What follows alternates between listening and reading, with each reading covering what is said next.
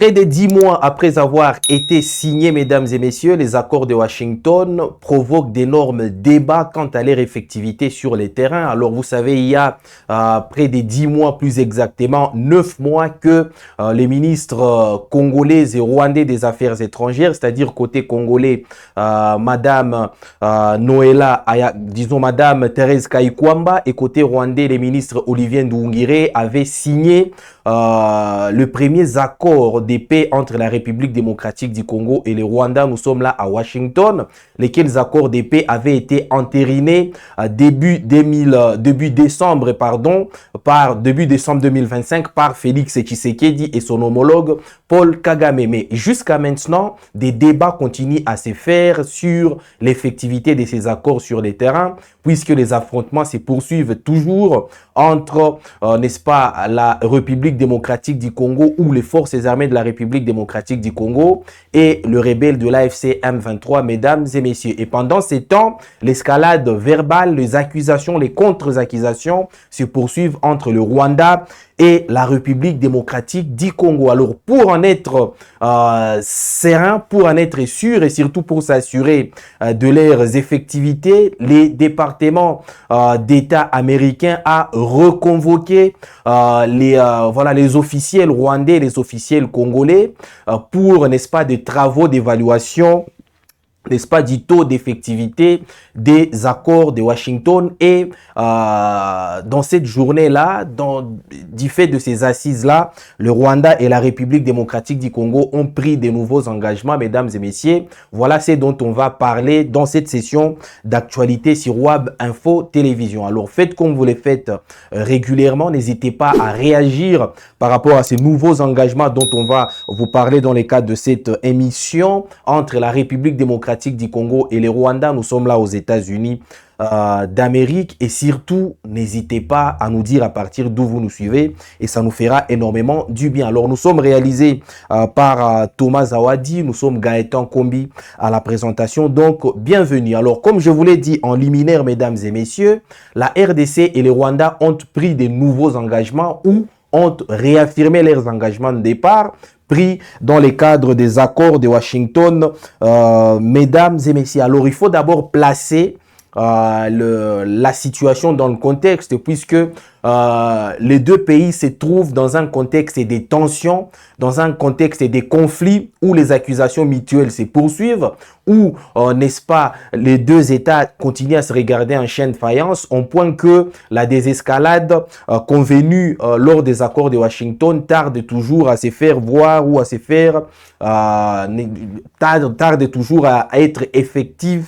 Mesdames et messieurs, voilà donc la raison pour laquelle les États-Unis d'Amérique ont jugé bon de reconvoquer les deux parties à Washington pour, n'est-ce pas, de nouvelles évaluations du taux d'effectivité des accords de Washington. Mesdames et messieurs, des taux d'effectivité qui ont été, si vous nous avez suivis très bien dans les précédentes productions, qui ont été estimés à seulement 23% par le baromètre des accords de paix en Afrique. Donc, le baromètre des accords de paix, après avoir évalué les taux d'effectivité des accords de Washington, les a évalués, n'est-ce pas, à seulement 23%. Donc, c'est la preuve que ces accords-là ne sont pas du tout mis en œuvre sur les terrains, et les deux États tardent, n'est-ce pas, à respecter leurs engagements. Alors, le département d'État américain, du fait de ses faibles taux d'effectivité, a reconvoqué les deux États, c'est-à-dire la République démocratique du Congo et le Rwanda, qui ont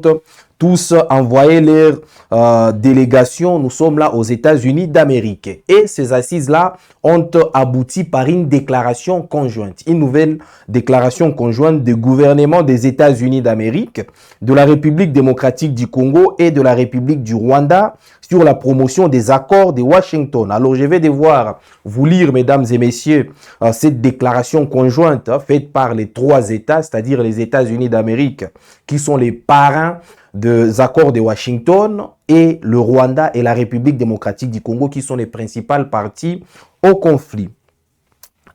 Les 17 et 18 mars 2026, des représentants de la République démocratique du Congo et du Rwanda se sont rencontrés à Washington et ont convenu des mesures concrètes pour poursuivre la mise en œuvre de l'accord de paix de Washington dans le cadre des accords de Washington pour la paix et la prospérité.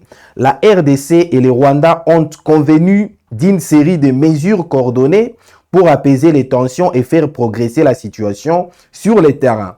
Ces efforts comprennent un engagement mutuel à prendre des mesures spécifiques pour soutenir la souveraineté et l'intégrité territoriale de chacun, c'est-à-dire les deux États ont convenu de ne pas, de ne pas attaquer ou de respecter la souveraineté territoriale des deux pays, c'est-à-dire le Rwanda s'est engagé à respecter la souveraineté territoriale de la RDC et la RDC s'est engagée, n'est-ce pas, à respecter la souveraineté et l'intégrité territoriale du Rwanda. Les désengagements progressifs des forces rwandaises et la levée des mesures défensives dans des zones définies du territoire congolais. Des efforts accrus et assortis d'échéances précises de la part de la RDC pour neutraliser les FDLR et la protection de tous les civils.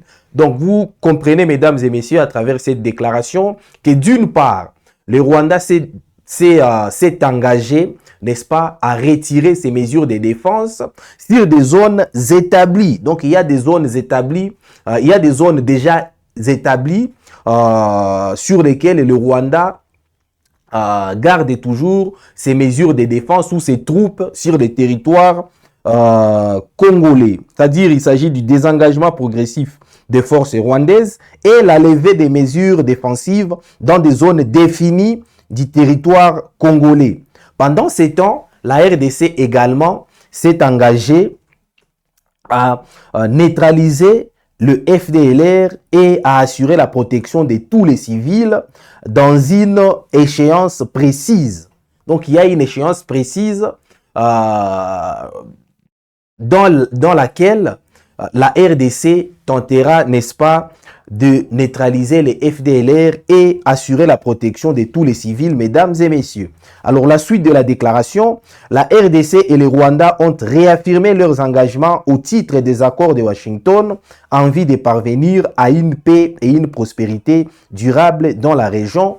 Fin du texte, mesdames et messieurs. Voilà donc les nouveaux engagements pris entre la RDC et le Rwanda concernant toujours les accords de paix de Washington.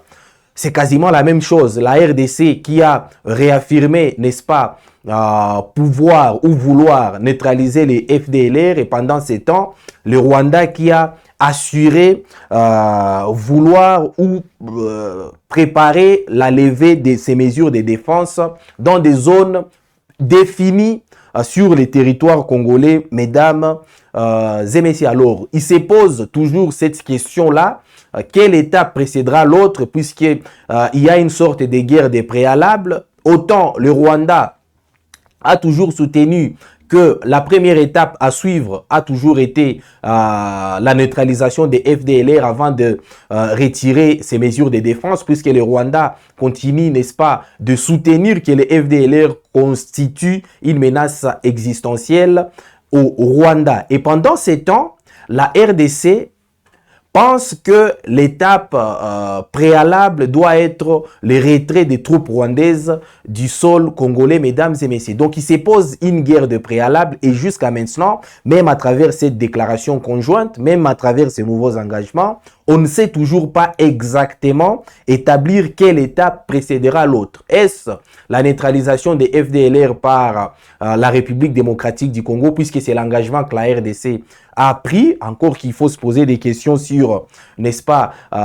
cet engagement pris par la RDC, d'autant plus que les officiels congolais continuent de soutenir que le FDLR n'existait plus et que ce n'est qu'un prétexte pour le Rwanda. Et donc, c'est l'étape qui précédera, n'est-ce pas, la levée ou le retrait des troupes rwandaises du sol congolais?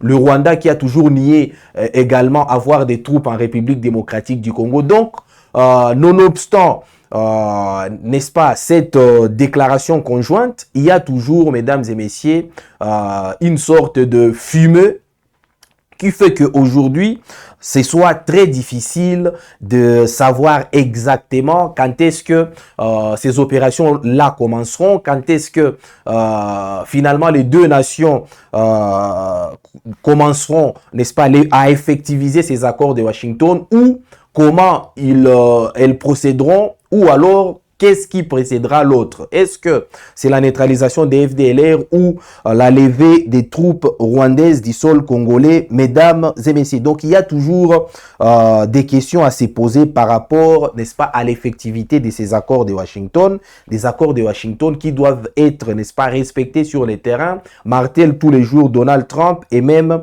le secrétaire d'État américain Marc Rubio. Alors, pendant ces temps, dans la ville de Goma, il se passe des choses, mesdames et messieurs, puisque Bruno Le Marquis, qui a séjourné à Goma, a rencontré, n'est-ce pas, différents officiels du M23, avec lesquels il a eu des entretiens. Et Bruno Le Marquis, le coordonnateur résident et humanitaire en RDC et chef intérimaire de la MONUSCO, a notamment encouragé la réouverture de l'aéroport de Goma, qui constitue pour lui une des priorités afin, n'est-ce pas, non seulement de désengorger la province du Nord Kivu, mais surtout de s'assurer de l'acheminement de l'aide humanitaire aux plus nécessiteux, mesdames et messieurs.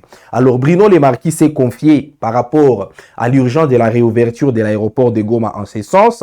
La réouverture de l'aéroport international de Goma, même limitée aux vols humanitaires, faciliterait grandement l'intervention au Nord Kivu. Il est devenu extrêmement difficile pour les acteurs humanitaires d'atteindre la ville car ils sont désormais obligés de transiter par des pays voisins. Une situation qui complique aussi l'arrivée de l'assistance d'urgence, a souligné ces hauts fonctionnaires de l'ONU, qui fait office aujourd'hui, mesdames et messieurs, du chef intérimaire de la MONUSCO. Alors il a poursuivi en ce sens. On sait, il coûte beaucoup d'argent aussi pour se déplacer parce qu'il faut passer par d'autres pays pour arriver à Goma. Donc, ça faciliterait vraiment la vie des collègues et puis éventuellement aussi du petit frais. Certains médicaments, de vaccins, etc., ça serait quand même beaucoup plus pratique et rapide s'il pouvait y avoir une reprise de petits vols humanitaires. Pour qu'il y ait réouverture de l'aéroport de Goma, ou bien reprise de quelques vols, il faudra vraiment des garanties sécuritaires. Ça, c'est un point. Ensuite, il y a des aspects techniques. Ensuite, il y a des aspects plus administratifs, notamment la gestion de l'espace aérien souverain, puis la gestion de l'aéroport. Donc, Bruno Le Marquis, qui certes pense que la réouverture de l'aéroport de Goma demeure une nécessité, voire une urgence aujourd'hui, étant donné l'urgence humanitaire dans laquelle, n'est-ce pas, la province du Nord Kivu a plongé depuis, n'est-ce pas, les guerres ayant opposé l'AFC M23 aux forces armées de la République démocratique du Congo. Cependant, Bruno Le Marquis pense qu'il y a de préalables à satisfaire, notamment le préalable sécuritaire, s'assurer, n'est-ce pas, du contrôle sécuritaire de l'aéroport. Il y a également le préalable technique. Là, il s'agit notamment de la réhabilitation de plusieurs, n'est-ce pas, infrastructures qui ont été abîmées lors de l'entrée de l'AFC M23 en ville de Goma. Il s'agit notamment de la réhabilitation de la tour de contrôle ou la remise à niveau de cette tour de contrôle, mais également des préalables administratifs, c'est-à-dire, n'est-ce pas, tout ce qui est lié à la gestion de l'espace aérien de l'aéroport de Goma, mesdames et messieurs. Alors, pendant ces temps, le Rwanda a toujours soutenu que cet aéroport de Goma, si il parvenait à être réouvert, il pourrait constituer un cheval de Troie pour Kinshasa, qui s'en servirait pour, n'est-ce pas, mener ses opérations des drones sur plusieurs cibles de l'AFC M23. Même rhétorique pour l'AFC M23 qui dit que les conditions ne sont toujours pas réunies, notamment des conditions sécuritaires et des garanties sécuritaires pour que l'aéroport de Goma soit réouvert, mesdames et messieurs. Voilà donc l'essentiel de la rencontre entre Bruno Le Marquis, le chef intérimaire de la MONUSCO au Nord Kivu, et n'est-ce pas les officiels de l'AFC M23, l'aéroport, la réouverture de l'aéroport de Goma est certes, n'est-ce pas, une urgence posée par la MONUSCO, mais il faudra encore attendre pour, n'est-ce pas, remplir tous ces préalables et espérer finalement que cette infrastructure phare, qui constitue d'ailleurs le poumon économique aussi bien de Goma que de la province du Nord Kivu, puisse être réouverte, mesdames et messieurs. Alors, merci de nous avoir suivis. Merci d'avoir suivi cette brève session d'actualité sur WAB Info Télévision. Nous vous avons amené, n'est-ce pas, au niveau de Washington, où le Rwanda et la République démocratique du Congo ont pris de nouveaux engagements qui ne sont pas du tout, n'est-ce pas, nouveaux au vrai sens du terme, puisque la RDC a réaffirmé, n'est-ce pas, son devoir de neutraliser les FDLR. Pendant ces temps, le Rwanda a promis de retirer ses mesures de défense ou ses troupes du sol congolais. Mesdames et messieurs, on vous a parlé également de la nécessité ou de l'urgence posée par Bruno Le Marquis pour la réouverture de l'aéroport de Goma. Une réouverture qui se fera attendre puisque plusieurs préalables ne sont toujours pas réunis, mesdames et messieurs. Alors nous disons également merci à Thomas Zawadi de nous avoir réalisé. Nous vous donnons rendez-vous pour des prochaines productions d'actualité, des décryptages, mais également des débats sur WAB Info Télévision, toujours avec le même plaisir, mesdames et messieurs.